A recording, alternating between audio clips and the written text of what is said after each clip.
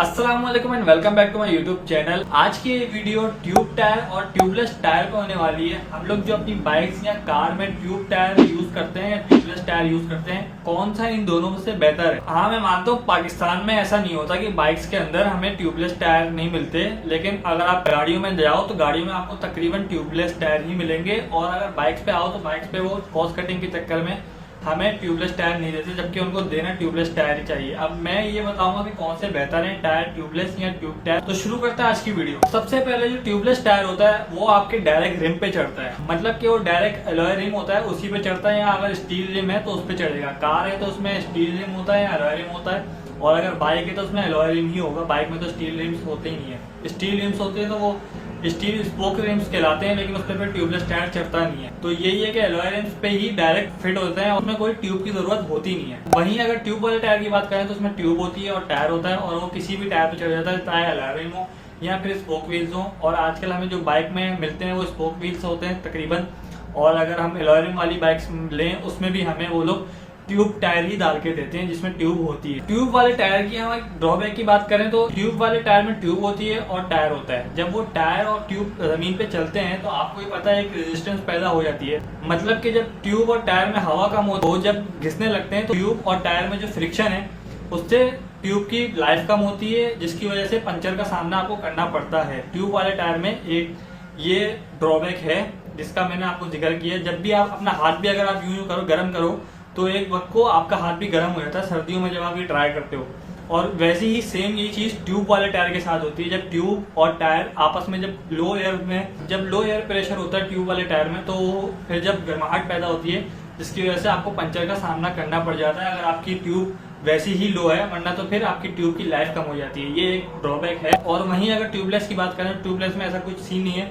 अगर इसमें हवा कम भी हो ना तो चल जाता है। ट्यूबलेस टायर में हवा कम हो चल जाएगा, क्योंकि इसमें कोई फ्रिक्शन का काम ही नहीं है, डायरेक्ट वो रिम पे होता है। बेहतर सलाह यही है कि आप उसको भी हवा डाल के चलाएं, लेकिन हवा कम होती है तो उसमें टेंशन वाली बात नहीं होती। हाँ, ट्यूब वाले टायर में जो हवा कम हुई तो उसमें टेंशन वाली बात लाजमी है। ये वाला जो पॉइंट है, इसमें आपको स्टेबिलिटी अच्छी मिल सकती है ट्यूबलेस टायर में। और अगर ट्यूब वाले टायर की बात करें तो उसमें स्टेबिलिटी आपको 19-20 का फर्क होता है, लेकिन ये वाला पॉइंट इतना कोई जस्टिफाई नहीं करता कि स्टेबिलिटी पे ये थोड़ा 19-20 का फर्क होता है, कि ये आपको स्टेबिलिटी अच्छी दे देता है ट्यूबलेस टायर, और ट्यूब वाला टायर आपको स्टेबिलिटी में थोड़ा 19-20 का फर्क होता है। लेकिन ये मैंने आपको बताना इसीलिए समझा कि भाई ये पॉइंट है, तो मैंने कहा वीडियो में डाल दूं। और जो सबसे मेन बात है ट्यूबलेस टायर की, वो है पंक्चर। ये अगर आपका पंक्चर हो गया तो इसमें टेंशन लेने वाली बात नहीं है, ये आपका चलता रहेगा हफ्ते भर। और अगर गाड़ी है तो गाड़ी में भी हफ्ता आप उसको पंक्चर अगर है, कील घुसी हुई, आप उसको कील निकालो नहीं और हवा डाल के चला लो। ये उस सूरत में करना पड़ता है कि जब आपके पास टाइम नहीं हो या आप कहीं बिजी होते जिसकी वजह से आपको कील नहीं निकालो। आप अगर पंक्चर हो गया टायर और उसी में हवा भरो, और ये मैं काफी बार कर भी चुका हूँ कि जब मेरे पास टाइम नहीं होता था,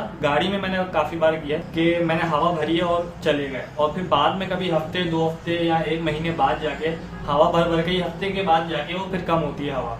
ये एक अच्छी चीज है ट्यूबलेस टायर में। वहीं अगर ट्यूब टायर है तो वो उसी वक्त पंचर होगा, और अगर उसमें ज्यादा आपने रोलिंग कर ली चलाते हुए तो वो फिर कील छन्नी कर देती है। जब आप जाते हो तो छन्नी हुई भी मिलती है आपको ज्यादातर ट्यूब। तो यही मसला होता है कि आप जब पंचर हो जाती है वो कील फिर दबा के वो घुसती रहती है और भी जगहों पर, तो वो छन्नी हो जाती है। फिर वो पंचर वाला बोलता है कि ये ट्यूब अब किसी काम की नहीं है।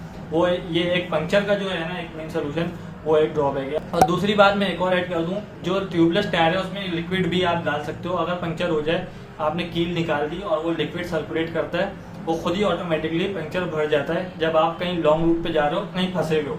तो ये भी एक अच्छी पॉइंट है ट्यूबलेस टायर में। ट्यूब टायर की भी लिक्विड आती है, लेकिन वो अभी आना शुरू हुई है और उसका मैंने अभी तक अच्छी कोई कहानी सुनी नहीं है, तो मैं इसलिए उस पर आपको एग्री नहीं कर सकता ट्यूब वाली टायर के अंदर जो लिक्विड डलता है वो सही है कि नहीं।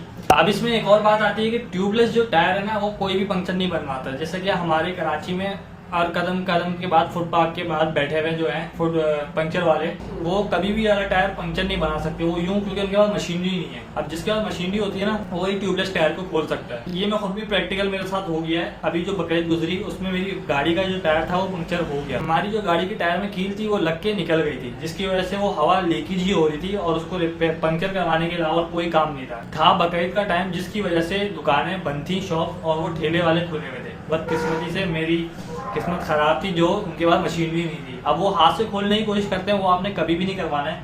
हाथ से जो खोलते हैं वो छेनी हथौड़े से वो आपने कभी भी नहीं करवाना है। आपने डायरेक्ट मशीन से ही खुलवाना है टायर जब भी आपने पंचर बनवाना है। ये इसका एक ड्रॉबैक है, तकरीबन मिल जाता है। फिर मैं बाइक पे रख के उसको 1 किलोमीटर आधा किलोमीटर आगे पेट्रोल पंप था, उस पर मैंने गया तो उसमें क्या मशीन थी, उसने मशीन से मिनटों में सेट कर दिया। बाकी ट्यूब टायर जो है उसको तो कोई भी खोल लेता है। ट्यूब टायर का तो इतना कोई मुश्किल काम है नहीं, उसकी हवा निकालो तो वो वैसे ही हल्का हो जाए, कोई वो इतना कोई मसला नहीं होता है। बस ये है कि इसमें मसला आता है, तो मैंने आपको ये बताया और अपना एक्सपीरियंस भी शो किया कि ये होता है। बाकी ट्यूबलेस टायर में अगर पंक्चर आपके कहीं लॉन्ग रूट पे जा रहे हो, उस पर भी पंक्चर हो जाए तो आप उसको भी रिपेयर कर सकते हो, बानिस्बत इसकी कि ट्यूब वाले टायर को आप रिपेयर नहीं कर सकते। पंक्चर रिपेयर टूल किट जो आती है वो आप लॉन्ग रूट पे भी अपने साथ रख सकते हो, जिसकी अगर कोई आसपास पंक्चर वाला नहीं हो तो आप उसको कील डाल के, जिससे आपने सबने वीडियोस देखी है वाली, आप उसको रिपेयर कर सकते हो। इसमें ऐसा नहीं है, ट्यूब वाले टायर में आपको पता है ट्यूब होती है और उसको आप रिपेयर नहीं कर सकते खुद ही। ये आपको उस टाइम पे करना होता है जो टूल किट का मैं बता रहा हूँ,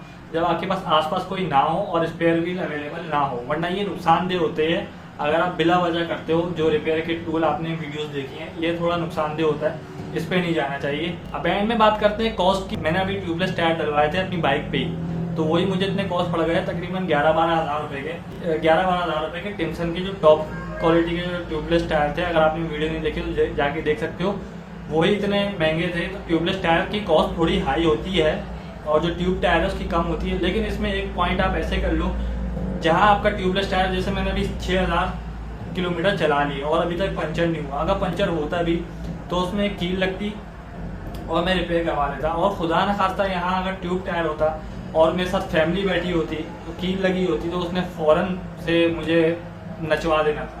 तो इसमें एक चीज़ होती है कि आपकी कॉस्ट इस जगह से बच जाती है। आप इधर तो डाल देते हो कॉस्ट अपनी, लेकिन आपकी कॉस्ट उस तरफ से, पंक्चर की तरफ से बच जाती है। अब अगर उसमें ट्यूब टायर है तो उसमें आपको पता है कहीं ना नहीं नलकी टूट जाती है ट्यूब की, यहाँ तो कुछ पंक्चर हो जाता है, यहाँ तो फिर ट्यूब चेंज करनी पड़ती है। वो बोलता है भाई ट्यूब चेंज कर दो, यहाँ पर छन्नी रहती है। ये एक मसला आता है जब आप कॉस्ट वहाँ ज़्यादा दे देते हो ना। ट्यूबलेस टायर में आपकी यहाँ टाइम की बचत हो जाती है। दूसरा ये कि जब आप फैमिली के साथ होती हो तो उसमें कील लगी हुई होती है तो आप हवा भरवा लेते हो फौरन, बल्कि एट ए टाइम तो पंक्चर भी नहीं होता टायर।